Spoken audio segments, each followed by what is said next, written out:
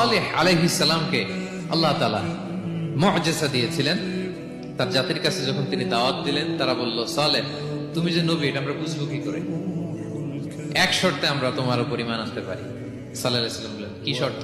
বলতেছে, এই যে পাহাড় দেখো, এই পাহাড়ের ভেতর থেকে যদি একটা উট বের করো, 10 মাসের গর্ভবতী একটা উটটা বেরোবে, বেরোয় বাচ্চা দিবে, সাথে সাথে আমরা উটের দুধ দহন করে খাবো, এরপর আমরা ঈমান আনবো।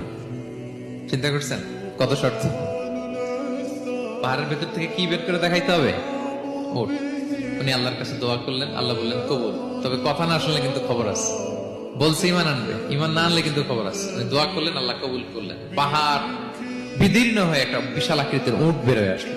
10 মাসের গর্ভবতী উট মুহূর্তে এটা ডেলিভারি করলো, একটা উটের বাচ্চা, এবং দুধ দিতে আরম্ভ করলো, ওলান ভর্তি দুধ। সবাই পেট ভরে দুধ খেলো। খাওয়ার পরে কয় তুমি জাদুকর।